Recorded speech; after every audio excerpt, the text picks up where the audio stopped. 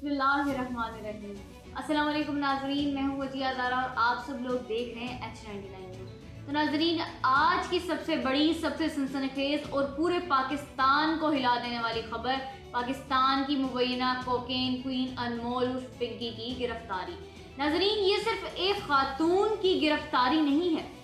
بلکہ یہ ایک ایسے خطرناک نیٹ ورک کی کہانی ہے جس نے قانون نافذ کرنے والے بڑے اداروں، بڑے شہروں اور پورے سسٹم پر سوالیہ نشان لگا کر رکھ دیا۔ جی ہاں ناظرین، وفاقی حساس ادارے کی نشاندہی پر کراچی کے علاقے گارڈن کے قریب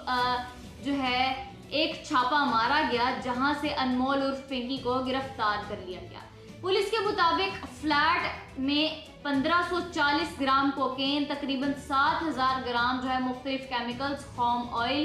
اور red wine, 9mm pistol, magazines, mobile phones, blank cheques اور نقد رقم وہ برآمد ہوئی۔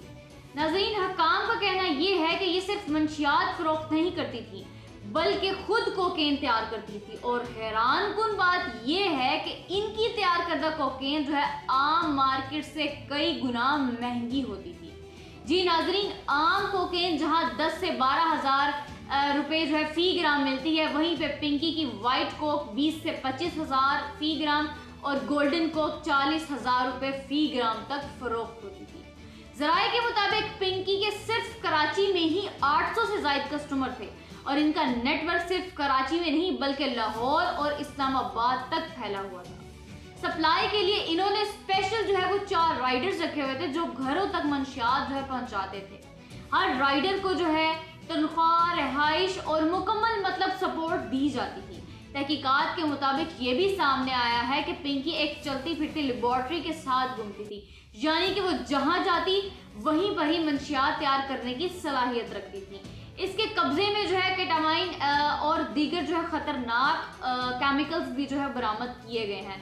اب ذرا آپ پرانی کہانی اس کی طرف دیکھیں تو حکام کے مطابق پنکی نے صرف 14 سال کی عمر میں ہی ماڈلنگ اور پارٹی کلچرز وغیرہ اس ٹائپ کی دنیا سے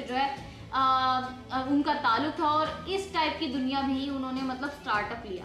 اور سب سے پہلے وہ آئس فروخت کرتی تھی، پھر آہستہ آہستہ کوکین کے کاروبار میں وہ داخل ہوئی اور ایک وکیل سے شادی کی، اور وہ وکیل مبینہ طور پر کسی عالمی کوکین گینگ سے وہ جڑا ہوا تھا، اور اسی شخص نے ان کو کوکین بنانا سکھائی تھی۔ اور جیسے ہی وقت گزرتا گیا اور پھر اس کے بعد پنکی نے لاہور میں ایک DSP سے دوسری شادی کر لی۔ جی ہاں ناظرین، ذرائع کے مطابق جس پولیس افسر نے اس کو گرفتار کیا، اسی سے بعد میں انہوں نے تعلقات بنا لیے اور شادی کر لی، اور کہا جا رہا ہے کہ افسر نے پنکی کے ہی پیسوں پر 2 بنگلے بھی خریدے۔ اب تحقیقات کے دوران یہ بھی انکشاف کیا جاتا ہے کہ پنکی نے اپنی شناخت کو چھپانے کے لیے اپنی انگلیاں تیزاب سے جلائیں تاکہ فنگر پرنٹس ختم ہو جائیں اور بایو میٹرک سے شناخت نہ ہو سکے۔ اب سب سے خطرناک حصہ، پنکی کے نیٹ ورک میں مبینہ طور پر پولیس اہلکار اور ڈرائیورز، خواتین، تعلیمی اداروں کے اندر کام کرنے والے لوگ، یہ سب لوگ اکٹھے مل کر شامل تھے۔ اب رپورٹس کے مطابق پوش علاقوں میں پارٹی کلچرز، نوجوان لڑکے لڑکیاں ان کو نشے کے عادی وہ بنایا جاتا تھا، اور یہ بھی کہا جا رہا ہے کہ ان کے خریداروں میں امیر گھروں کے ساتھ ساتھ شوبیز انڈسٹری سے تعلق رکھنے والے لوگ بھی شامل تھے۔ اور ناظرین، سب سے حیران کن بات یہ ہے کہ عدالت میں پیشی ان کی کیسے ہوئی۔ نہ ہتھکڑیاں، نہ سخت سیکیورٹی، بلکہ پولیس اہلکار خود راستہ دکھاتے ہوئے۔ ویڈیوز میں صاف صاف دیکھا جا سکتا ہے کہ وہ کیسے ہنستے ہوئے وہ داخل ہو رہی ہیں عدالت میں، اور جبکہ پولیس افسران وہ ان کے پیچھے پیچھے چل رہے ہیں اور ان کو راستہ دکھا رہے ہیں۔ اور ایک اور بات کہ سندھ کے وزیر داخلہ نے یہ بھی اعتراف کیا ہے کہ اگر وہ چاہتی تو وہ آسانی سے فرار بھی ہو سکتی تھی، اور اس معاملے پہ چند پولیس افسران کو معطل بھی کر دیا گیا ہے۔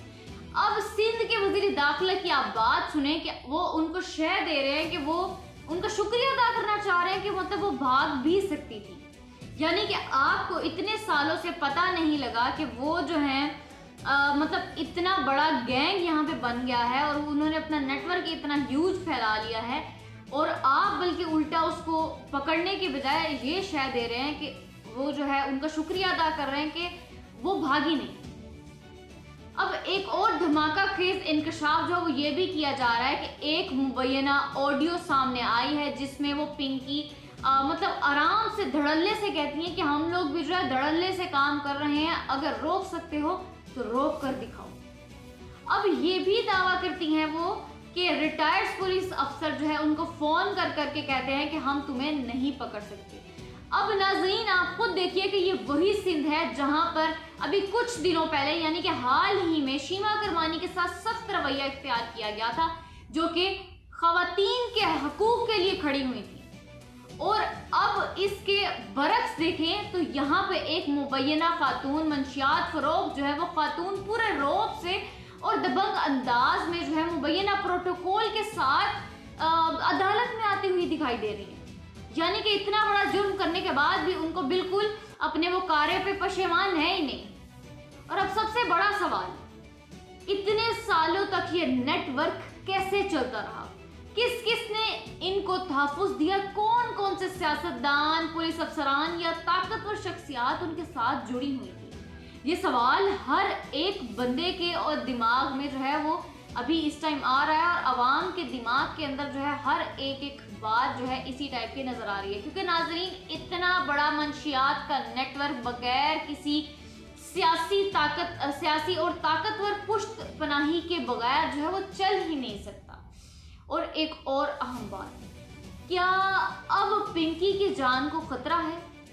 کیونکہ اگر اس نے بولنا شروع کیا تو جن لوگوں کے نام آ سکتے ہیں تو بڑے بڑے لوگوں کے شاید وہ کبھی اس چیز میں اپنا نام لانا ہی نہ چاہتے ہوں، تو وہ لوگ اگر ان کو بچا نہ سکے یا رہا نہ کروا سکے تو وہ لوگ ان کو مروا بھی سکتے ہیں،